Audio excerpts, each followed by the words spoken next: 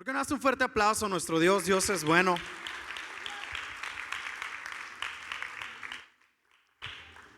El día de hoy, ¿por qué no cierras tus ojos y vamos a orar por un momento? Dios Padre, te doy gracias por esta oportunidad que tenemos de estar aquí.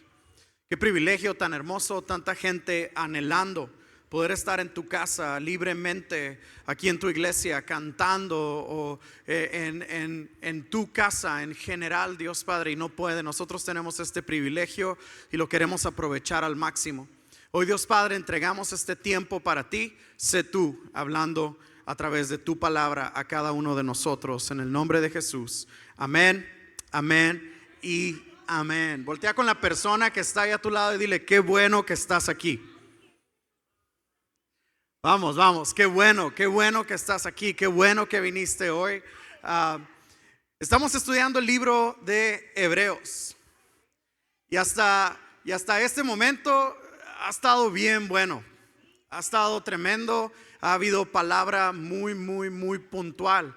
La semana pasada compartía un poco acerca de escuchar y escuchar con fe. ¿Recuerdas eso? Tenemos que escuchar y escuchar con fe. Una cosa es escucharlo y otra cosa es que nuestro corazón responda a Él. Y eso es cuando tú y yo podemos llegar a este punto de tener fe. Pero el día de hoy, el libro de Hebreos en el capítulo 5 continúa con el desarrollo de uno de los temas centrales de esta epístola: el sacerdocio de Jesucristo. El autor muestra que Jesús no solo cumple con los requisitos de un sumo sacerdote, sino que los supera.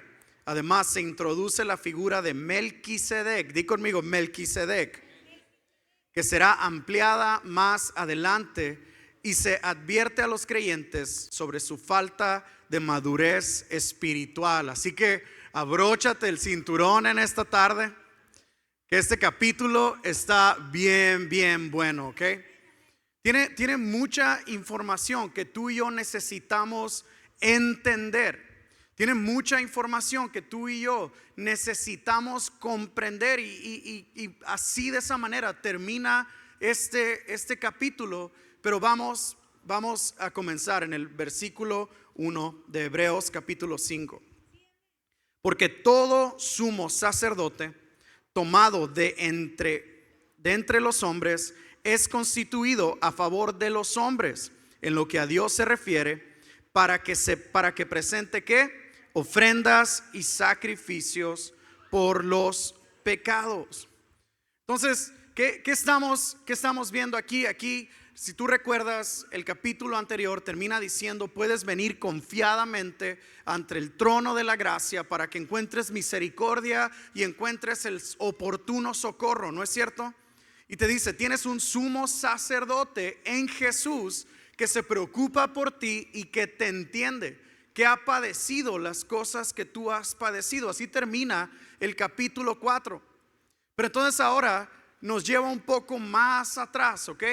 Nos lleva un poco más atrás y nos habla un poco de historia. Si tú vas a Éxodo 28, tú vas a encontrarte ahí como en el tiempo de Moisés fueron instituidos y constituidos los sacerdotes y el sumo sacerdote, ¿ok? Entonces nos está hablando también de cómo el sumo sacerdote, si es tomado, tiene que ser hombre. Di conmigo, hombre. ¿Qué quiere decir esto? Tiene que ser tomado de entre los hombres, de entre el pueblo. No, un sumo sacerdote no podía ser un ángel, ¿ok?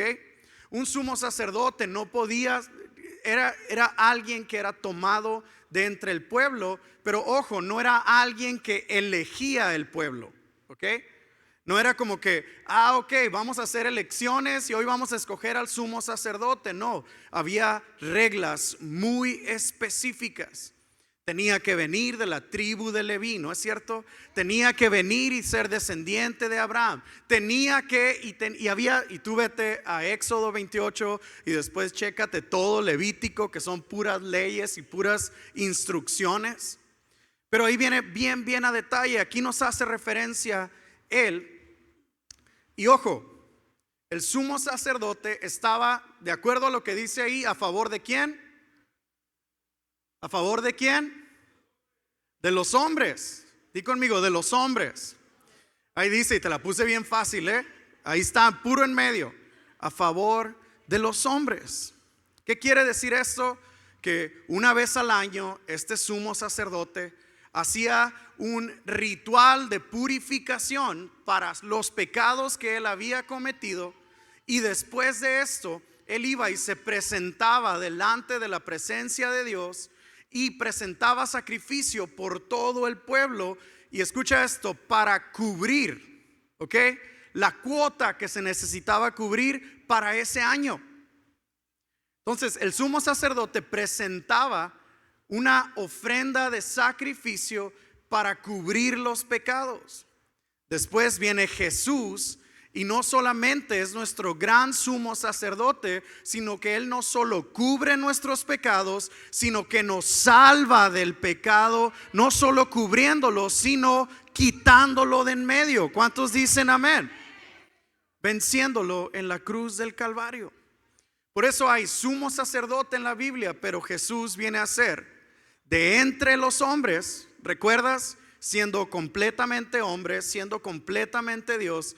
De entre los hombres, Dios lo constituye el gran sumo sacerdote.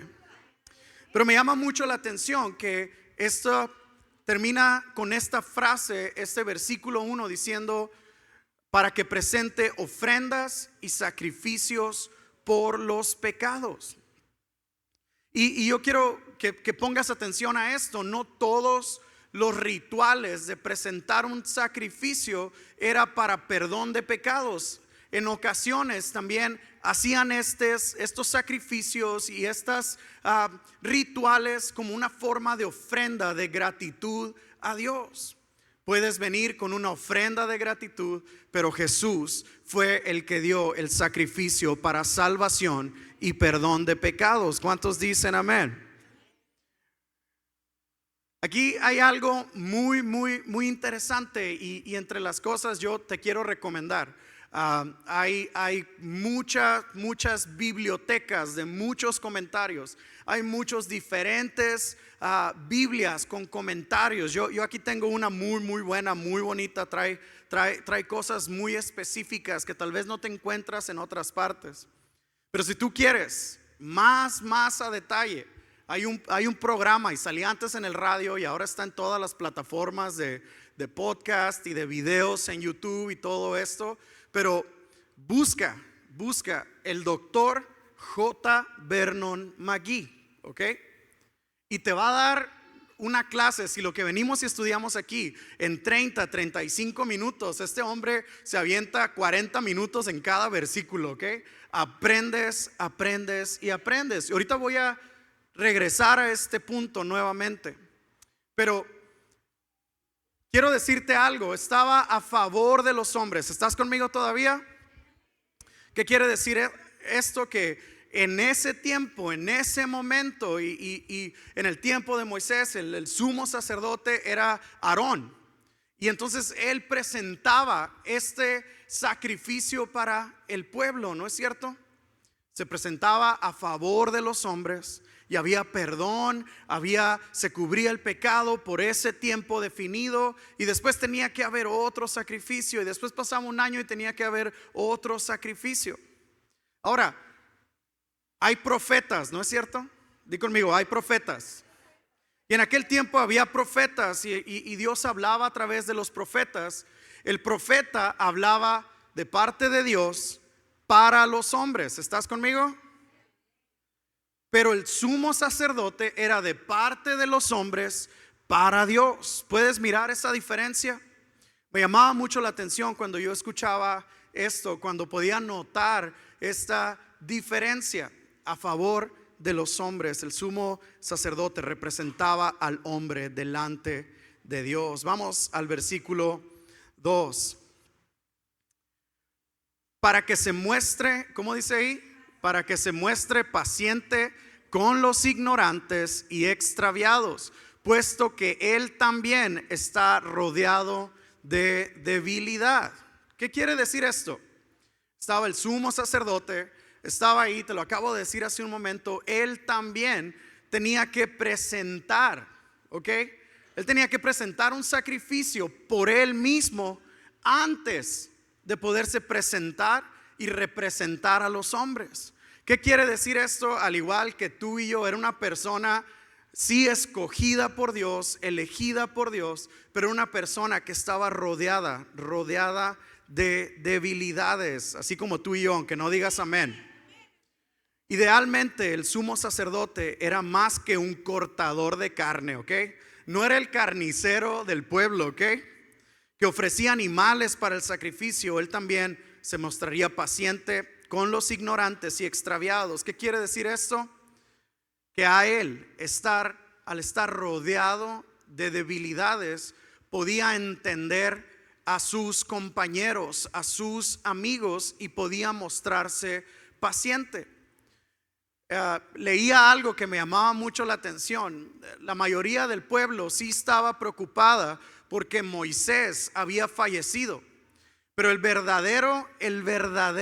verdadera preocupación, si tú pones atención, vino cuando el sumo sacerdote murió. Cuando Aarón muere, entonces la gente se preguntaba, ¿y el que sigue me irá a entender igual que me entendía Aarón? ¿Y el que sigue me va a ayudar a que Dios me perdone así como me perdonaba a través de Aarón? ¿Sí me explico? ¿Sí alcanzas a comprender esta idea? El sumo sacerdote es paciente porque entiende lo que los demás están pasando. La ventaja que tenemos con Jesús, nuestro gran sumo sacerdote, es que Él vivió una vida perfecta, una vida sin mancha, una vida sin pecado. Él no tuvo que presentar un sacrificio para Él mismo era el sacrificio que nos daba la entrada de nuevo al Padre. ¿Cuántos pueden darle un fuerte aplauso a nuestro Dios? Vamos al versículo 3. Y por causa de ella debe ofrecer por los pecados, tanto por sí mismo como también por el pueblo. ¿Qué dice? Y por causa de ella, ¿de qué? De la debilidad, ¿no es cierto? Debe ofrecer por los pecados, tanto por sí mismo como también por el pueblo. Mira, vamos al versículo 4 rápidamente. Y nadie toma para sí esta honra, sino el que es, ¿cómo dice ahí? Vamos, léelo conmigo. El que es llamado por Dios, como lo fue Aarón. Créeme, nadie se estaba peleando por ser el sumo sacerdote del pueblo. Era una responsabilidad bien tremenda. Era el mediador, ¿ok? Era el mediador. Era ese, sí, pudiera ser un tipo de Cristo, y ahorita vamos a ver esto un poquito más adelante, pero era el mediador entre Dios y los hombres, entre los hombres y Dios, perdón. Entonces era bien importante, pero dice que era llamado por Dios. No era algo que él escogía, no era algo de vamos a votar por Aarón, vamos a votar por el de acá, vamos a votar. No, esto no era una carrera política, esto era una honra. Era una honra el poder ser el sumo sacerdote del pueblo, pero es un llamado. Créeme, yo encontraba aquí algunos ejemplos, ¿ok? Mira, el verdadero sacerdocio y el sumo sacerdote venían de una línea de descendencia específica. Todo sacerdote venía de Jacob, el nieto de Abraham, cuyo nombre fue cambiado a Israel. Cada sacerdote venía de Leví. No quiero que te aburras, ¿ok? Esta es información que cura.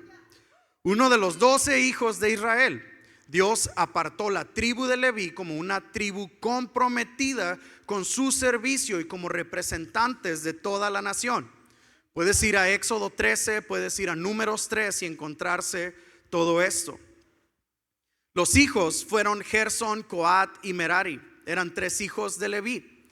Cada una de estas líneas de familia tenía sus propios deberes. La familia de Gersón estaba al cuidado del tabernáculo, la tienda, su cubierta y la cortina. La familia de Coat tenía a su cargo el cuidado mobiliario del tabernáculo, que era el candelero, los altares, el arca del pacto. Y la familia de Merari cuidaba de las tablas, las columnas del tabernáculo, sus estacas y sus cuerdas. Estas familias no eran propiamente sacerdotes, a pesar que eran levitas, eran los que cuidaban el templo. Y por eso muchos ahora dicen, es que ya no existen los levitas, ¿no? Y les dicen levitas a los músicos, pero los levitas eran los que se encargaban en general de todo el tabernáculo, de toda, no podemos decir la iglesia, en realidad era el tabernáculo, ¿no? Mira, el sacerdocio mismo vino a través de Aarón, el hermano de Moisés, de la familia de Coat. ¿Cuántos sabían eso? Hoy aprendiste algo nuevo ahora, ¿eh? De la familia de Aarón y su descendencia se formaron los sacerdotes y al sumo sacerdote, aquellos que podían servir en el tabernáculo y ofrecer sacrificios. Ahora, hay algunos casos terribles, di conmigo, casos terribles. Hay algunos casos terribles de personas que se quisieron hacer los sumos sacerdotes sin que fueran llamados por Dios. Uno de ellos fue Coré y toda su casa, que fueron tragados por la tierra, ¿ok? Saúl intentó ser un sumo sacerdote y fue rechazado de su lugar como rey en Primera de Samuel. Y Usías, que intentó tomar decisiones que solo eran de parte de Dios, y le pegó lepra en el mismo templo. El ser el sumo sacerdote y el sacerdocio venía de parte de Dios, y era un llamado que venía de parte de Dios, y al que usurpara ese lugar, créeme, no le iba nada bien. ¿Cuántos dicen amén a eso? Mira, vamos un poco más adelante al versículo 5. ¿Estás conmigo todavía?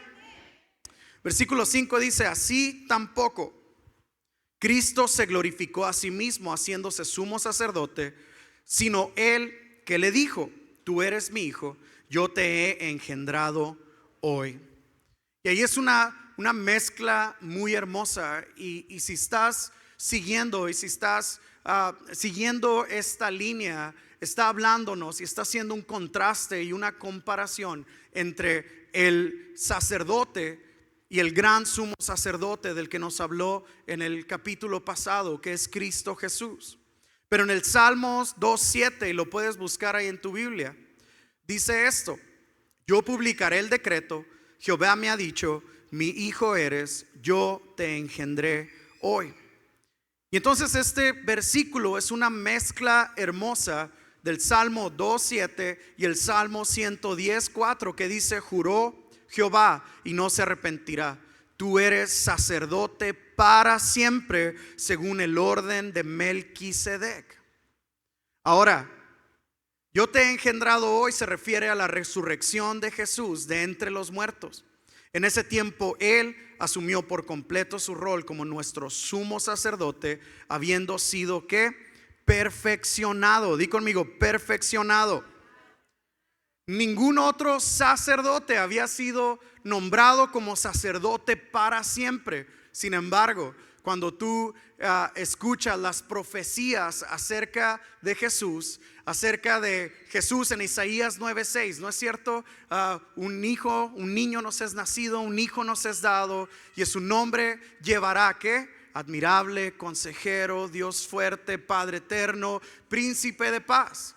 Pero después termina diciendo, su reino no tendrá fin. Él es nuestro gran sumo sacerdote para siempre. Di conmigo, para siempre. Y entonces debemos seguir el ejemplo de Cristo en esa humildad. Él, sabiendo su propósito, no se glorificó a sí mismo, sino que el Padre le glorificó. Versículo 6. Como también dice en otro lugar, tú eres sacerdote para siempre según el orden de Melquisedec. Y quiero que pongas atención, y ese es el Salmo 110:4. Pero ¿qué podemos decir en cuanto a este hombre? ¿Qué podemos decir de Melquisedec? Él es mencionado en el libro de Génesis, Y el único informe histórico de él se encuentra en el capítulo 14 de Génesis. Y ahí se relata la ocasión cuando Abraham estaba regresando de la guerra, en la cual él había recuperado a todos los ciudadanos de Sodoma y Gomorra. Y eso incluye a Lot. Y también regresó con todo el botín. Y el rey de Sodoma lo encontró y le hizo una oferta, ¿no es cierto? ¿Recuerdas esa historia? ¿Recuerdas esa historia? Si no, tienes que ir a Génesis 14 y estudiarla. Él podía quedarse con todo el botín. Y este hombre, Abraham, estaba siendo tentado. Esa era una ocasión para eso, pero él rechazó toda oferta del rey y él honró a Dios. No solo eso, sino que ahí se menciona por primera vez que Abraham diezmó. ¿Ok? Di conmigo, Abraham diezmó. Ahora di, yo también. Ah, caíste. Mira, ahorita vamos a llegar a este punto que es bien importante. Y me llamaba mucho la atención y por eso me reí ahorita, porque sé que sigue, ¿ok? Y si estás leyendo la Biblia conmigo, te estás dando cuenta que sigue en este siguiente versículo, ¿ok? Pero nos está haciendo una comparación con el sumo sacerdote, nos está llevando a Génesis 14. Ahora, hay mucho que decir de Melquisedec. La única parte histórica que tenemos, como te lo acabo de leer, está en Génesis 14. Fuera de Génesis 14, históricamente, no hay mucho que sabemos de Melquisedec. Pero en 2 semanas, cuando estemos en Hebreos 7, vas a aprender todo acerca de Melquisedec. Entonces no vamos a pasarnos mucho tiempo aquí hoy explicando qué es o quién es Melquisedec o qué representaba Melquisedec, cuando le vamos a dedicar todo el capítulo 7, ¿ok? Entonces te pido permiso para irnos adelante. Hebreos 5, versículo 7 dice: y Cristo en los días de su carne, ofreciendo ruegos y súplicas con gran clamor y lágrimas al que le podía librar de la muerte, fue oído a causa de su temor reverente. Está hablando específicamente de un momento en la vida de Cristo. Este momento, este lugar, Hebreos 5:7, está hablando de la noche antes de que Jesús fuera entregado, cuando Él está en el Getsemaní y Él está orando y Él está orando y está orando tanto, y hay tanta presión. Imagínate la presión de todo el pecado del mundo, pasado, presente y futuro, estaba llegando a su vida en ese momento. Dice la palabra de Dios que cuando él estaba ahí, estaba sudando. No solamente estaba sudando agua, sino que estaba sudando hasta sangre. Una presión tan tremenda que solo él podía llevarlo. Y es entonces donde él menciona estas palabras en el jardín del Getsemaní, en Mateo 26 y es Lucas 22:44. Dios mío, si es posible que pase de mí esta copa, pero que no se haga mi voluntad. Y esto es bien tremendo, porque tú y yo entendemos hasta cierto punto lo que se siente el dolor humano, ¿no es cierto? Pero Dios, siendo Dios, no podía relacionarse con ese dolor humano. Pero cuando viene Cristo con su lado humano, totalmente y completamente humano, Él experimenta el dolor y la presión como tú y yo la hemos experimentado. ¿Alguna vez te han dado, y estoy guardando la distancia en cuanto a las comparaciones, ok? No nos podemos comparar el dolor de cabeza que traíamos hace rato o la operación que nos hicieron con estar cargando los pecados de toda la historia, ¿no es cierto? Pero ahí es donde nuestro gran sumo sacerdote nos entiende. ¿Estás aquí todavía? Satanás estaba intentando matar a Jesús en cada oportunidad que tuviera antes de que él llegara a la cruz. La meta era la cruz. La meta era la muerte en la cruz y su resurrección. Pero si Satanás podía impedir eso, y si Satanás podía convencerlo de algo diferente, y tenemos lo que es el libro de Lucas y la tentación de Jesús, ¿no es cierto? Y muchos teólogos y muchos estudiosos de la Biblia creen que desde ese momento, cuando Jesús fue bautizado, cuando se abrió el cielo y el Espíritu Santo descendió y se oyó la voz de Dios diciendo: este es mi Hijo amado, desde ese momento Satanás estuvo tratando de interrumpir y de matar, aún en el Getsemaní. ¿Ok?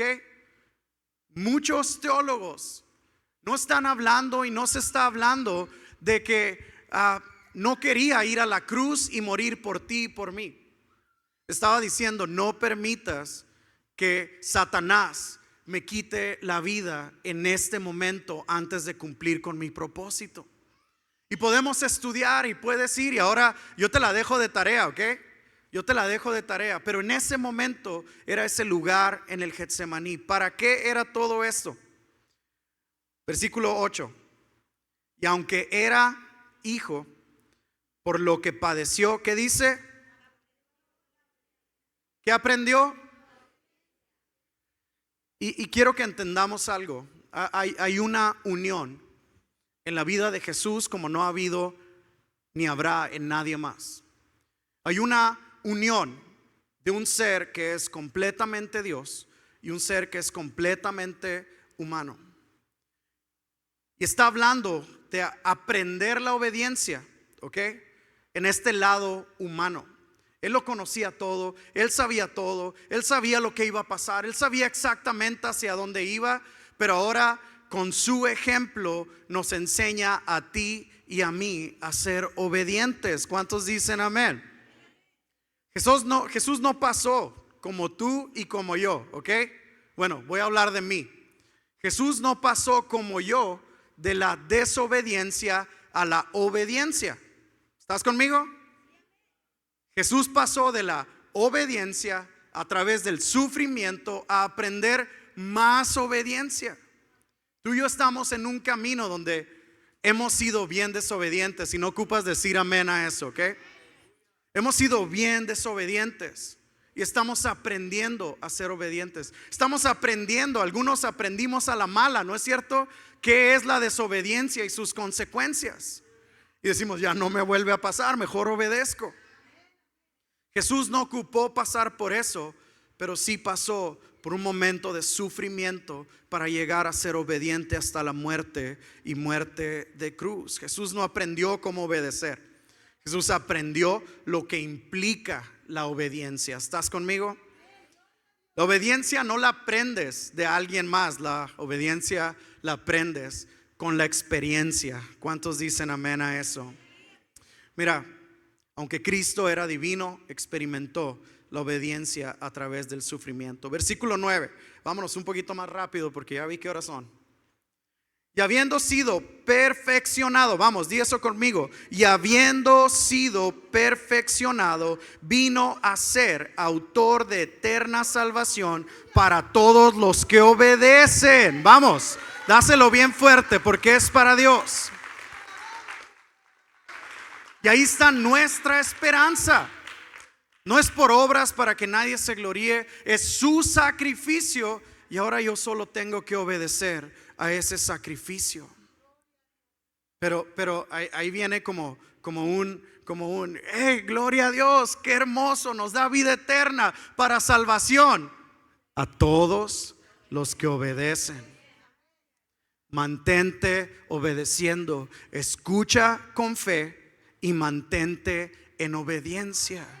Ese regalo está ahí para los que obedecen. Perfeccionado, no porque le hiciera falta algo a Jesús, sino porque terminó la obra de una manera perfecta. Él es nuestra esperanza, Él es nuestro autor de salvación para todos los que obedecen. Él es la fuente y la causa de nuestra salvación. ¿Cuántos dicen amén?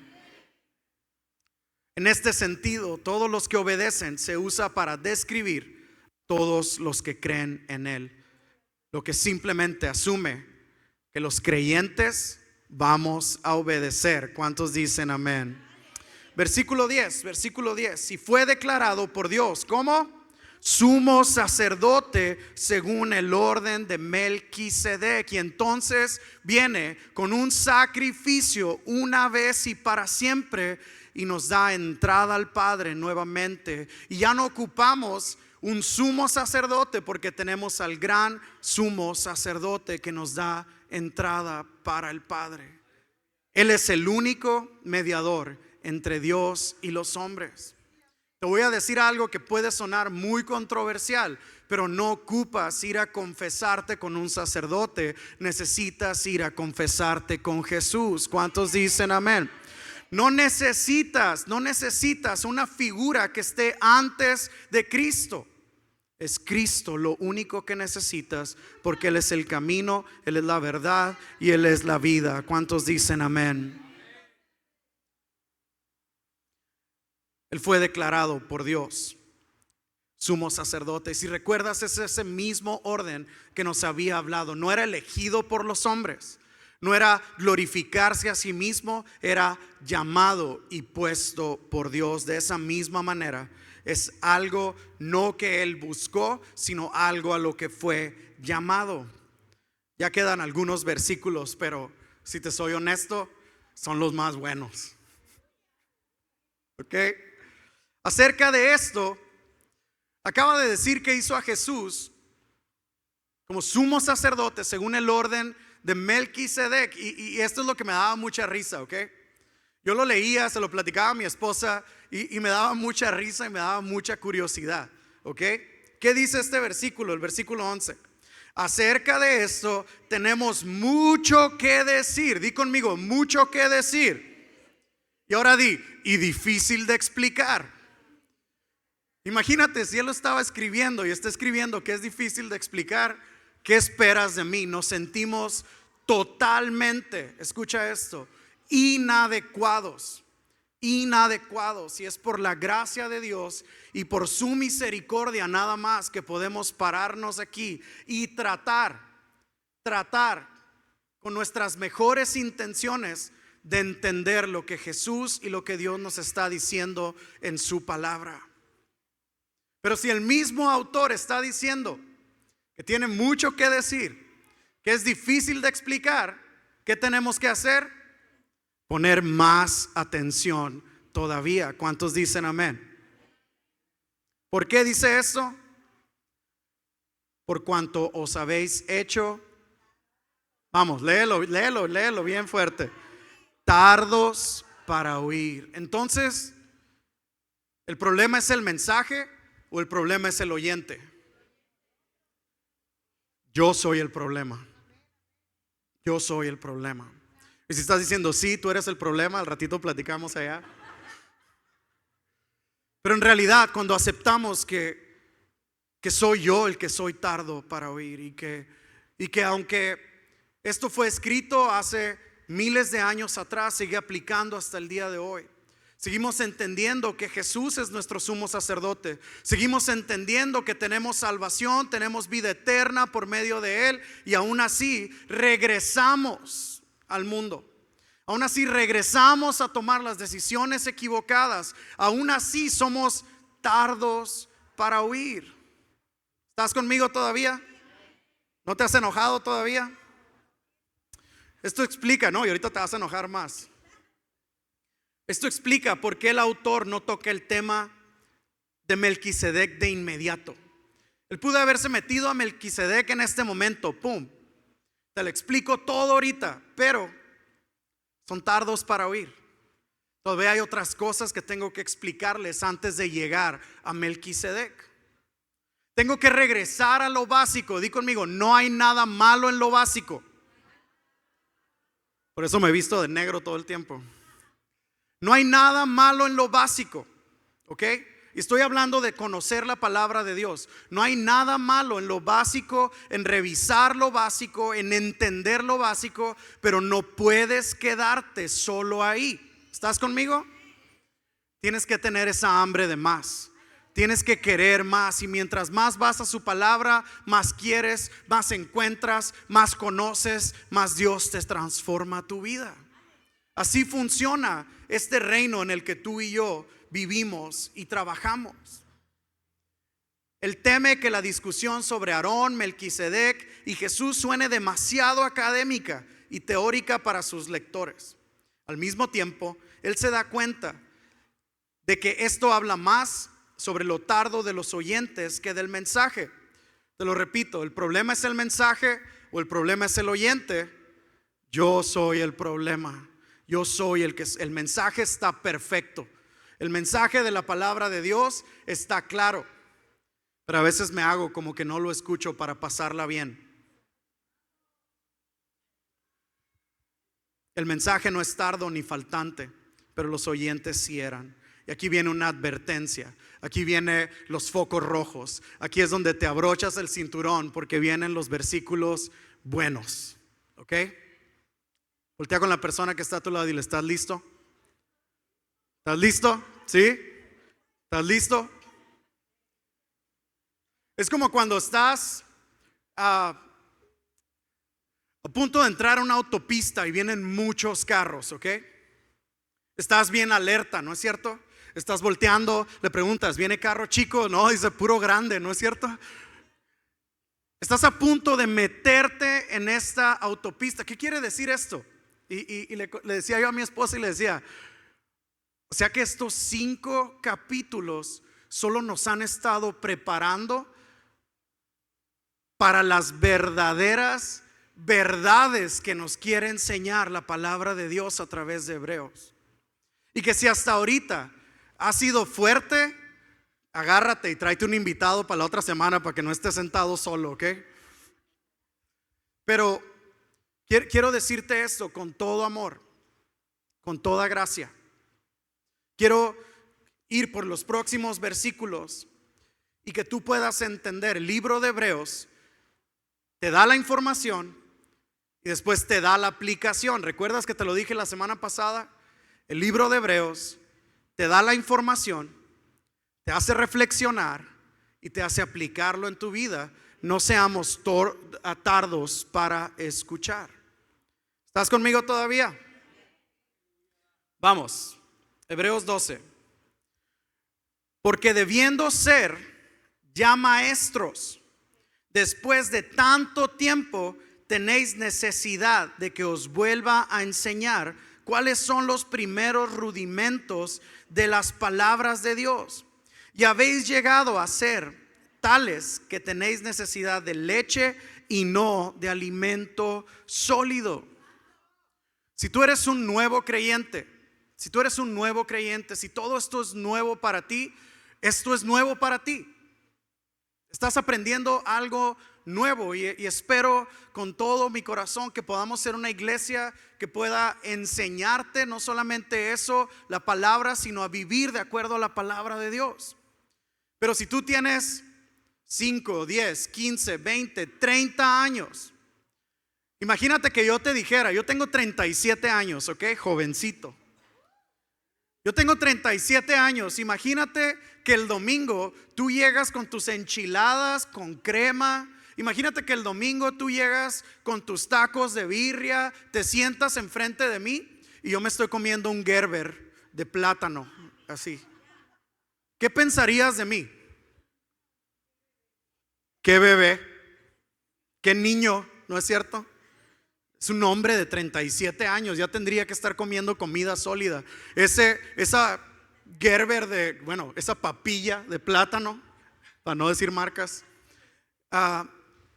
no tiene ningún beneficio ya para mí. Mi cuerpo necesita algo más, ¿no es cierto? ¿Amén o no amén? Pero Hebreos 1, 2, 3, 4 y 5 nos acaba de llevar desde la creación, los rudimentos básicos, hasta el gran sumo sacerdote que es Cristo Jesús, los rudimentos básicos, y está sentando una base sobre la cual Él va a empezar a construir un caso muy, muy hermoso para el pueblo de Israel, para que el pueblo de Israel pueda entender, para que su pueblo, el pueblo de Dios, pueda entender que no se trata de ritos y rituales, que no se trata de una religión, que se trata de una relación cara a cara con Dios. ¿Estás conmigo?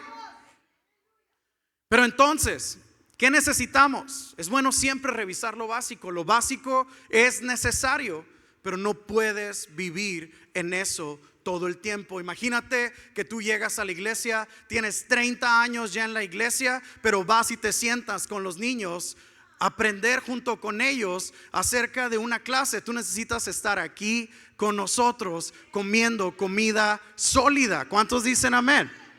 Ahora, ¿tú solo vienes y comes aquí el miércoles cuando hay comida? Todos se me quedan viendo, ¿qué estás hablando si nunca hay comida? Exacto. ¿Tú solo vienes y comes aquí el domingo en el talento? Te vas a tu casa y tú dices, ya no voy a comer hasta el miércoles que vaya a la iglesia. Ya no voy a comer hasta el domingo. Y si no fui el miércoles, híjole, ya no comí hasta el domingo. Todos los días comemos, ¿verdad? Y por eso se mira el testimonio. Bueno, si tú estás esperando que como iglesia, y si tú tienes una actitud en tu mente, con mucho amor te lo digo, si tú tienes una actitud en tu mente de yo voy a ir a la iglesia a que me alimenten, esos son focos rojos, porque no estás buscando tú tu propio alimento. Aquí venimos a disfrutar del postre, ¿ok? Lo que tú leíste, lo que Dios te habló, aquí esto es una fiesta. Aquí es venir a alabar junto con nuestros hermanos, pero tu relación personal con Dios no sucede aquí en la iglesia, sucede allá afuera. Allá es donde tú y yo tenemos que buscar nuestro alimento espiritual día a día. Si tú eres un bebé en el evangelio, yo quiero decirte qué bueno que estás aquí. No te conformes con ser un bebé en el evangelio. Crece y crece y crece. Ya deberían ser maestros, les dice, pero son tardos para oír. Vamos al siguiente versículo, porque ya me están viendo bien raro. Y todo aquel que participa de la leche es inexperto en la palabra de justicia, porque es niño. Pero el alimento sólido es para los que han alcanzado madurez, para los que por el uso tienen los sentidos ejercitados en el discernimiento del bien y del mal. ¿Estás conmigo todavía? Lo básico no tiene nada de malo. No lo digo yo, lo dice Primera de Pedro 2:2. Desead como niños recién nacidos la leche espiritual no adulterada, para que por ella crezcáis para salvación. No estamos diciendo que lo básico de la palabra de Dios no es bueno, es necesario, pero necesitamos seguir adelante. ¿Cuántos dicen amén? No nos podemos quedar como niños espirituales. ¿Cuántos dicen amén? No lo digo yo, lo dice Efesios 4:14, para que ya no seamos niños fluctuantes. ¿Qué le pasa a los niños? Llevados por donde quiera de todo viento de doctrina, por estratagema de hombres que para engañar emplean con astucia las artimañas del enemigo. Tienes que poder discernir entre el bien y el mal. Tienes que poder discernir cuando alguien se para en este lugar y está hablando la palabra de Dios o está hablando sus propias ideas o sus propias doctrinas. Primera de Corintios 1:12 dice: quiero decir que cada uno de vosotros dice: yo soy de Pablo, y yo de Apolos, y yo de Cefas, y yo de Cristo. No seamos niños espirituales idolizando a una persona. Tenemos que seguir a Cristo. ¿Cuántos dicen amén? Me llama mucho la atención porque dice porque es niño. Di conmigo, porque es niño. Vamos a regresarnos al versículo 13 un momentito. En el griego antiguo, el sentido de esta frase quiere decir porque se ha convertido en niño. ¿Ok? No es de que sea niño, sino que ya sabiendo, recuerda, está hablándole al pueblo de Israel. Recuerda, está diciéndole al pueblo de Israel: no regresen a las cosas pasadas. Cristo ya te salvó, Cristo ya hizo el sacrificio. Ya no se trata de obras, pero las personas estaban regresando a las obras. Y entonces él dice: se convierten, porque se ha convertido en niño. Alguien que ya sabía, pero decide regresarse a los rudimentos básicos. No seamos niños. ¿Cuántos dicen amén? Tengo una pregunta aquí. ¿Se ha convertido usted en niño? Tal vez usted está dormido espiritualmente. Los niños tienden a dormir mucho. Los niños espirituales pasan mucho tiempo dormidos espiritualmente. Deja de tomarte esas siestas, ¿ok? ¿Se ha convertido usted en niño? Pregúntale a la persona que está a tu lado. ¿Se ha convertido? ¿Te has convertido en niño? Tal vez usted sea quisquilloso e irritable con los demás. Los niños pueden ser irritables.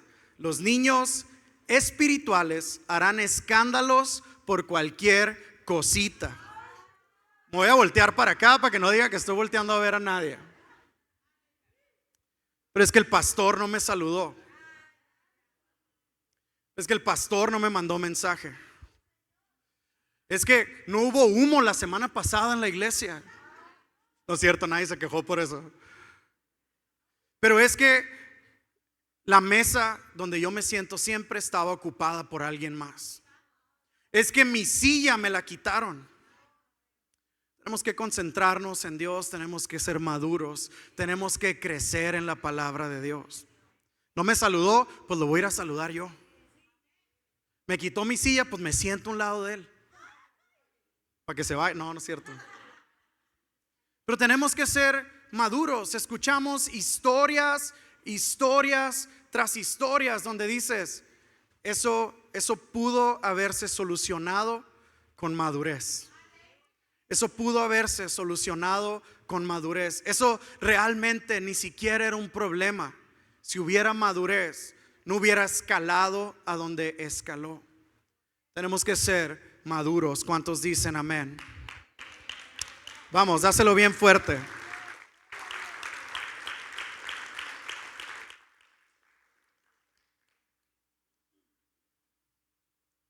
Quiero terminar con esto. Versículo 14 dice